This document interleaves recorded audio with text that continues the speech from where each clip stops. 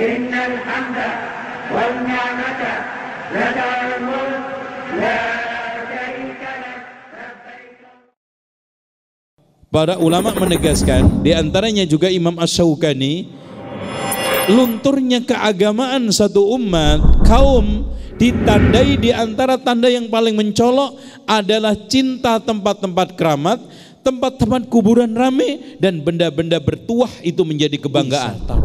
Kenapa kita cari kebahagiaan di lorong-lorong, kuncup-kuncup, dan juga di beberapa sarehan atau pekuburan yang dinyatakan kuburan keramat. Bahkan kalau kita mau keliling ke semua daerah, Pak, ada tempat keramatan yang diatasnamakan wisata rohani. Kesyirikan yang terang-terangan, kekufuran dipamerkan, dan yang lebih mengenaskan, Pak, orang sebanyak itu tidak ada satu lampu pun di kuburan. Wisata rohani. Hampir semua yang datang ke sana berkeyakinan siapa yang ingin cepat hajatnya dikabulkan, zina di atas kuburan. Innal hamdalillah nahmaduhu wa nasta'inuhu wa nastaghfiruhu wa nastahdihi wa na'udzu billahi min syururi anfusina wa sayyiati a'malina. Man yahdihillahu fala mudilla lahu wa man yudlil fala hadiya lahu. Asyhadu an la ilaha illallah wahdahu la syarika lah wa anna Muhammadan abduhu wa rasuluh. Qala Allah azza wa jalla ya ayyuhalladzina amanu taqullaha haqqa tuqatih wa la tamutunna illa wa antum muslimun. وقال عز وجل يا أيها الذين آمنوا اتقوا الله وقولوا قولا سديدا يصلح لكم أعمالكم ويغفر لكم ذنوبكم ومن يطع الله ورسوله فقد فاز فوزا عظيما فإن خير الحديث كتاب الله وخير الهدي هدي محمد صلى الله عليه وسلم وشر الأمور محدثاتها وكل محدثة بدعة وكل بدعة ضلالة وكل ضلالة في النار. Bapak Ibu yang dirahmati Allah, dari jam 8:30 insyaallah menjelang zuhur kita akan kupas tuntas tentang dunia lain, tentang manusia lain, dan manusia-manusia yang tidak normal yang disebut dengan paranormal, yaitu mereka yang menamakan dirinya sebagai kiai berkaromah menurut dunia tasawufnya, dan ulama khos menurut dunia pesantrennya. Paranormal menurut dunia media, baik elektronik maupun cetak. Dan orang pinter menurut orang gobloknya. Dan dukun menurut orang-orang yang sekarang ingin menukar agama dengan keuntungan yang rendah, picik, dan sementara, sehingga disebut dukun, singkatan dari bahasa Jawa ne ono udune rukun, alias dukun itu memberikan janji-janji dengan konsekuensi harus nyetor ongkos, mahar, atau istilah apapun dengan ongkos duniawi. Sekarang yang sudah punya buku dibuka di pembahasan fenomena perdukunan di Indonesia. Pembahasan kelima, fenomena perdukunan. Sebelumnya ini mengupas, buku ini judulnya kan membongkar tipu daya dukun sakti berkedok wali. Sebelumnya kita bahas tentang wali secara singkat supaya runut. Wali itu artinya ada dua.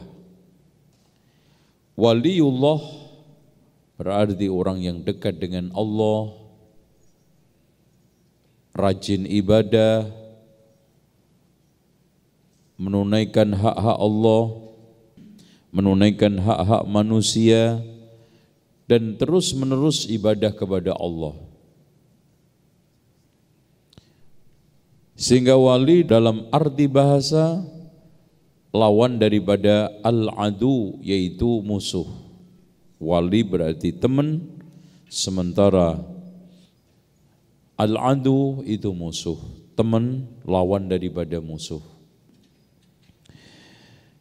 Allah walinya orang mukmin dan orang mukmin juga walinya Allah. Disebutkan dalam firman Allah, Allahu waliyul ladzina amanu yukhrijuhum minadh dhulumati ilan nur. Dan sebaliknya, ala inna awliya Allah, nah wali Allah, Allahu waliyul ladzina amanu, maksudnya Allah itu dekat, menolong, membantu orang-orang mukmin, mencintai orang-orang mukmin. Orang mukmin juga waliullah, artinya orang mukmin itu dekat, ya, mencintai dan menunaikan seluruh apa yang menjadi perintah Allah dan meninggalkan larangan Allah. Jadi Allahu waliyul ladzina amanu yukhrijuhum minadh dhulumati ilan nur. Orang-orang mukmin juga ala inna awliya Allahi la khaufun alaihim wa lahum yahzanun. Ini wali. Dan wali Allah cirinya simpel, disebutkan di dalam surat Yunus tadi, lanjutannya alladzina amanu wa kanu yattaqun, mereka-mereka yang beriman kepada Allah dan bertakwa. Jadi siapa saja yang memiliki keimanan kuat, ketakwaan yang sempurna, itulah wali Allah. Soal masalah apakah dia memiliki karamah, soal nomor sekian. Karena karamah itu tidak menjadi ciri mutlak wali Allah. Bahkan ada waliullah selama hidupnya tidak memiliki karamah. Karena karamah itu fungsinya untuk membantu, menolong, menguatkan keimanan. Sementara orang-orang yang imannya sudah kuat, cukup dibantu dengan keistiqomahan oleh Allah. Karena Allah Subhanahu wa taala sudah menjanjikan, in tansurullaha yansurkum. Pertolongan ada yang sifatnya istiqomah, dan itu yang paling tinggi. Ada pertolongan yang sifatnya karamah, apa? Diberikan kelebihan-kelebihan untuk menopang. Sehingga Abu Ali Ar-Wadbadi mengatakan, kun taliban lil istiqamah wala takun taliban lil karamah. Carilah kamu dalam hidup ini istiqamah, jangan cari karamah, karena Tuhanmu meminta darimu istiqamah, sementara dirimu sering penasaran dengan karamah. Makanya hadirin sekalian, karamah kalau kita definisikan adalah kejadian luar biasa di luar nalar yang diberikan kepada orang-orang yang beriman dan bertakwa. Maka pembeda utama di sini bukan soal masalah kesaktiannya, tetapi adalah keimanan dan ketakwaannya. Inilah yang membedakan antara karamah dengan khurafah, karamat dengan khurafat. Karamah diberikan kepada orang yang soleh, beriman, bertakwa, dekat dengan Allah. Khurafat diberikan kepada orang yang toleh, jahat, jauh dari Allah, bahkan memusuhi Allah. Dengan demikian hanya semata-mata kesaktian tidak cukup. Dajjal itu sakti loh Pak. Bahkan bisa merubah gunung jadi roti. Punya sungai api, sungai air. Hingga dia mengaku sebagai Tuhan. Apakah dia dikatakan waliullah? Tidak. Begitu juga Ibnu Sayyad. Memiliki kekuatan, memiliki kehebatan. Bahkan kalau kita lihat pendeta-pendeta yang melakukan atraksi kesaktian dengan nama mukjizat, yang kadang dari Eropa, kadang dari Amerika, untuk mengelabui orang-orang yang lemah ilmunya, lemah imannya, sehingga murtad, mengatasnamakan kesaktian itu karamah. Bahkan ada sekalian dukun-dukun yang berkeliaran di sekitar kita. Ya. Ada yang memiliki air karamah, cincin karamah, sabuk karamah, Masya Allah, peci karamah, tasbih karamah. Semua mengatasnamakan karamah. Tapi apakah itu karamah? Kita tidak bisa mendetek secara satu persatu kesaktian itu apakah karamah atau bukan karamah. Sulit, kecuali hanya satu, yaitu apa? Orang yang memiliki kesaktian itu beriman bertakwa enggak? Kalau beriman bertakwa itu karamah, kalau tidak maka itu adalah khurafat. Nah, wali itu ada dua loh Pak. Bahkan wali songo yang disebut oleh orang-orang yang sekarang ini menekuni sejarah sebetulnya bukan waliullah, sebetulnya waliul amri, berarti di sini penguasa, pemimpin. Makanya dikatakan wali songo karena mereka-mereka ini di tempat-tempat itu menjadi penguasa, entah penguasa agama atau penguasa dunia. Makanya rata-rata wali itu dinisbatkan kepada daerah Sunan Gunung Jati. Allahu waliyul ladzina amanu, maksudnya Allah itu dekat menolong orang-orang mukmin.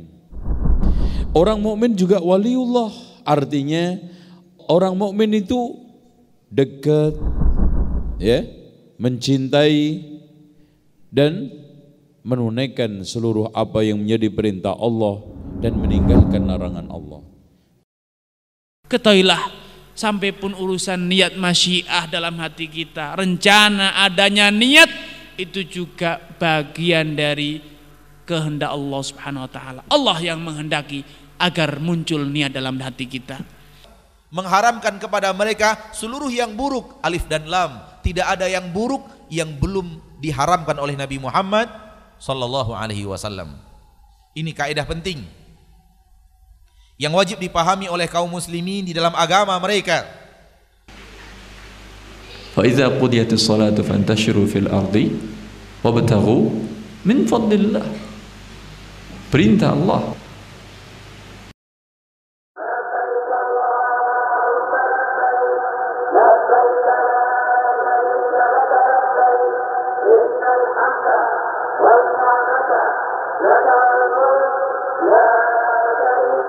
لبيك اللهم لبيك لبيك لا شريك لك لبيك إن الحمد والنعمة لك الملك لا شريك لك لبيك اللهم لبيك لبيك لا شريك لك لبيك إن الحمد والنعمة لك الملك لا شريك لك لبيك اللهم لبيك لبيك لا شريك لك لبيك إن الحمد والنعمة لك الملك لا